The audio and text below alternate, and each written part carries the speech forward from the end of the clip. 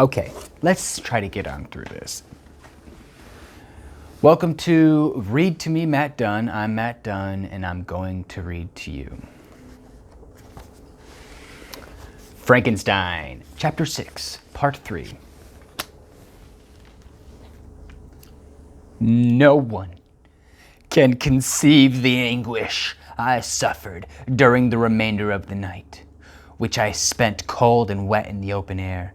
But I did not feel the inconvenience of the weather. My imagination was busy in scenes of evil and despair. I considered the being whom I had cast among mankind and endowed with the will and power to effect purposes of horror, such as the deed which he had now done, nearly in the light of my own vampire, my own spirit let loose from the grave.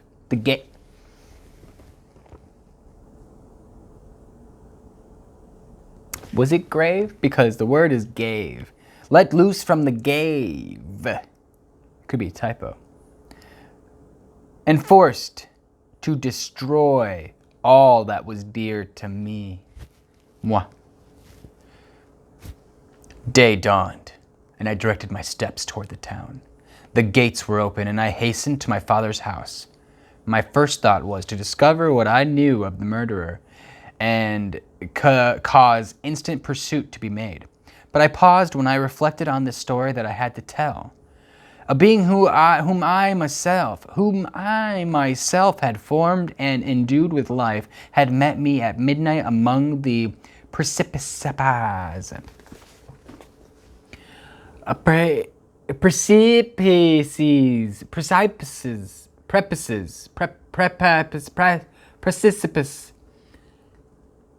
Presum habab among the precipices. Precipices.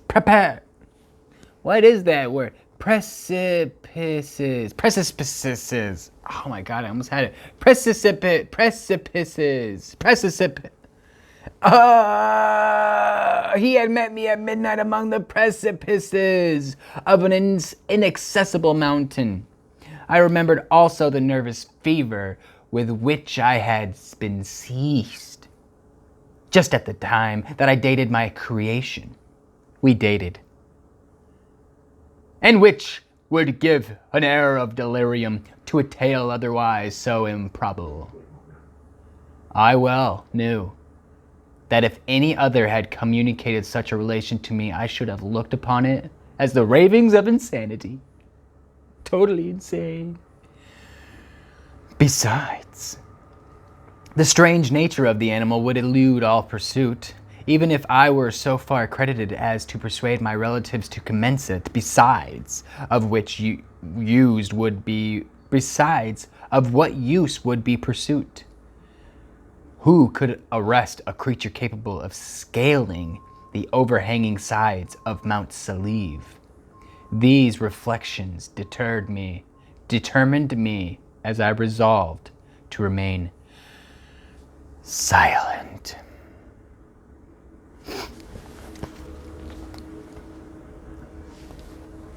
Silence.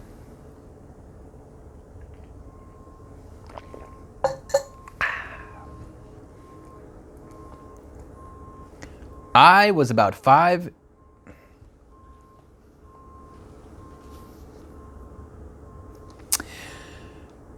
I promise I don't need glasses, but I have like a dyslexic tendency to just make things appear. So anyway, it was about 5 a.m. when I entered my father's house. I told the servants not to disturb the family. Get the fuck out of here. You're just the servants. I'm back in the house. Get out of here, servants.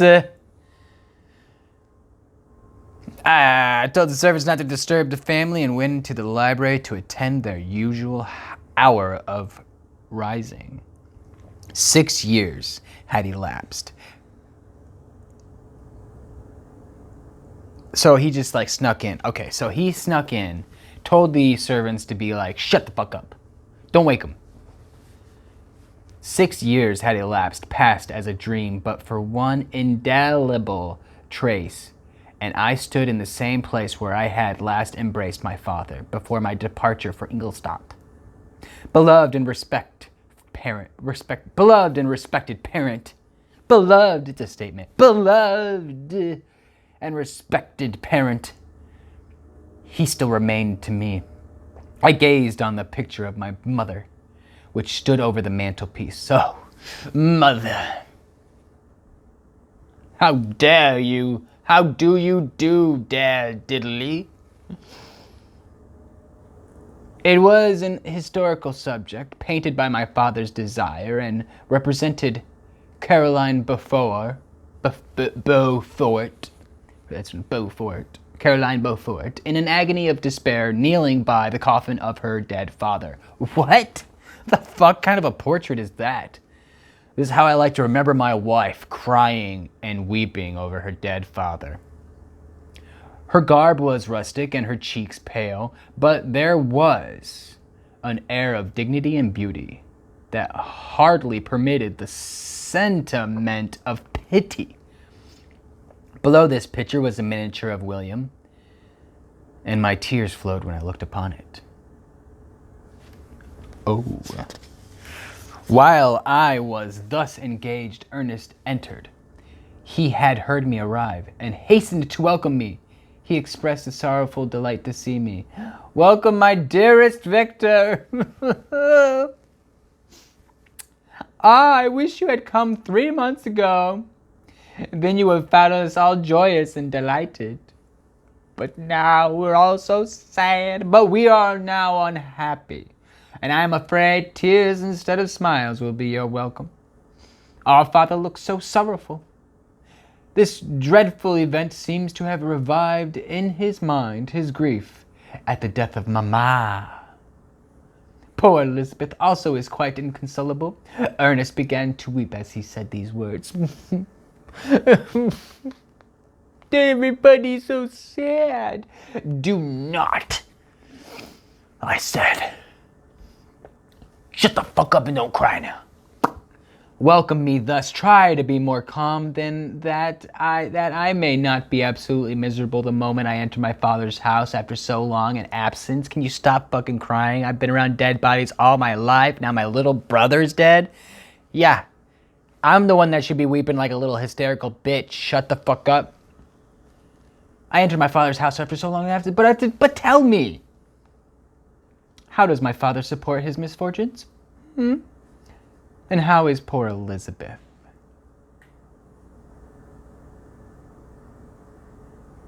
She indeed requires consolation.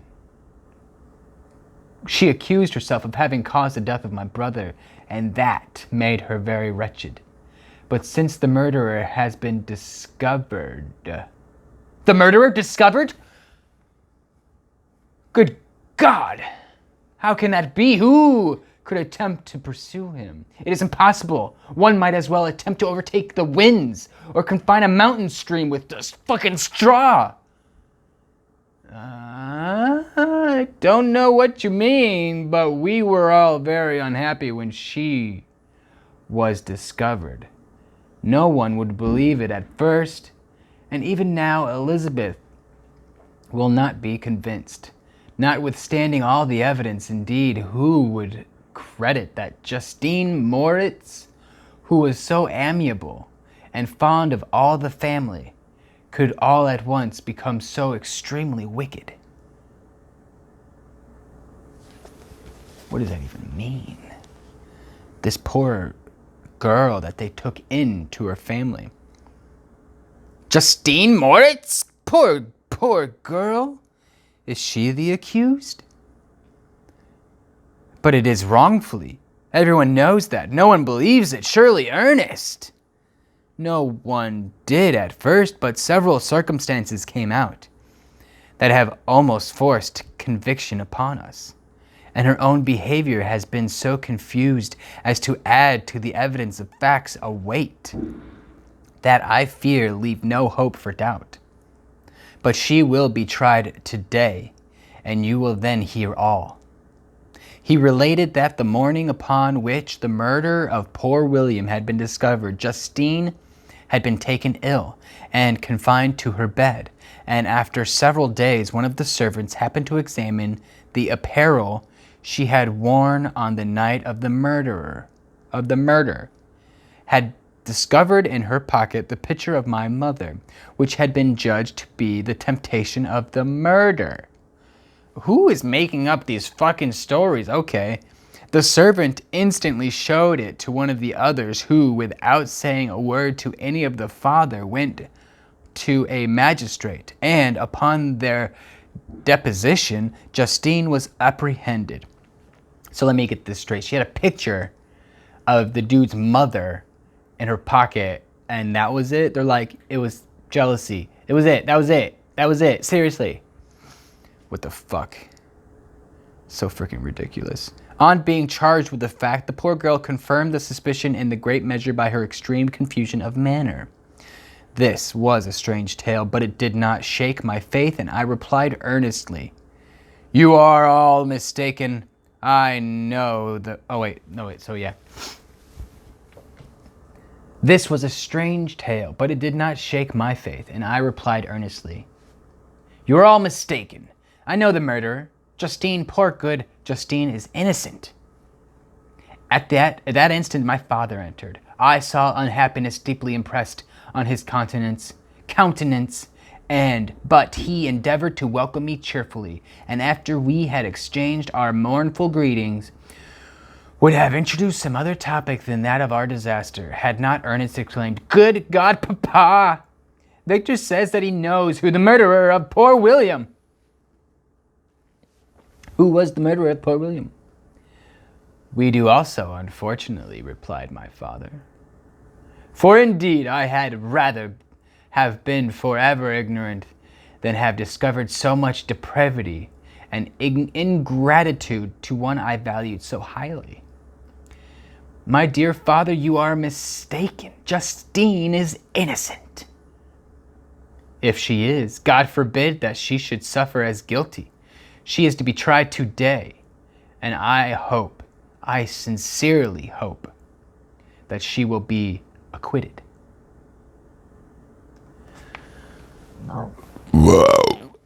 This speech calmed me. I was firmly convinced in my own mind that Justine, and indeed every human being, was guiltless of this murder. I had no fear, therefore, that any circumstantial evidence could be brought forward strong enough to convict her. And in this assurance, I calmed myself. There's no way that she can be accused of murder because she's truly innocent, right? There's no way that someone can judge her wrongly at all because she's clearly innocent, right? Clearly. But you know the justice system, no matter where you are, is flawed.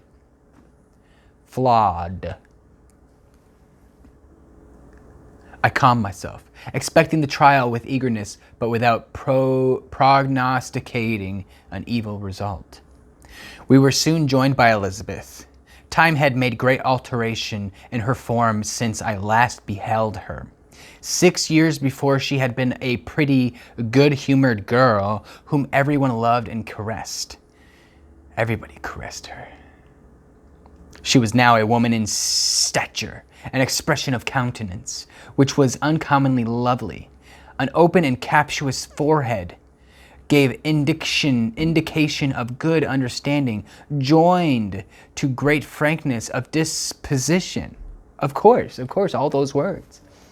Her eyes were hazel and expressive of mildness, now through recent affliction allied to sadness. Her hair was of a rich dark auburn, her complexion fair, and her figure slight and graceful.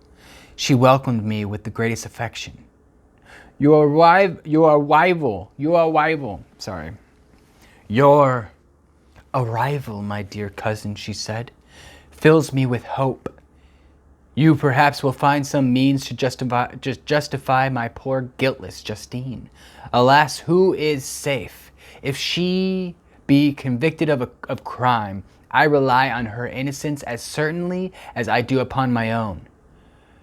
Our misfortune is doubly hard to us. We have not only lost that lovely darling boy, but this poor girl, whom I sincerely love, is to be torn away even by a worse fate. If she is condemned, I never shall know joy more. But she will not. I am sure she will not. And then I shall be happy again, even after the sad death of my little William. She is innocent, my Elizabeth, I said, and that shall be proved. Fear nothing, but let your spirits be cheered by the assurance of her acquittal. How kind of you! Everyone else believes she's guilty, and that made me wretched. So wretched. For I knew that it was impossible, and to see everyone else prejudiced,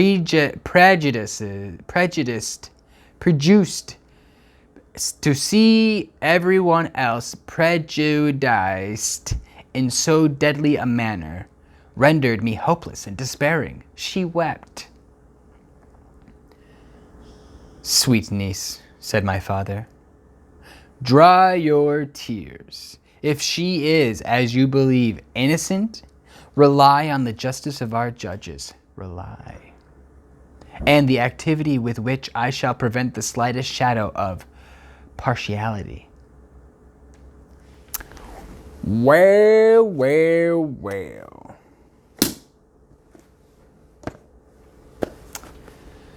So we've got a murder, we've got a dude, we've got a guy, there's a trial, there's some people, and there's the justice system. The Victor knows who the killer is, the killer knows who the killer is, the girl knows who the killer is, the killed boy who died knows who the killer is. You know, I don't think the girl knows who the killer is. The girl assumes she at least knows this much. She is not the killer. Well, let's see what the trial says. Because clearly if she's innocent, this trial must go swimmingly, right? Easy peasy, lemon squeezy. There's no evidence to speak on the contrary. All right, so if you like this video, like and subscribe. Share if you would like, and keep on liking other like things, like movies and books, and like soda, maybe, and like water. Okay, comment down below if you think I'm stupid.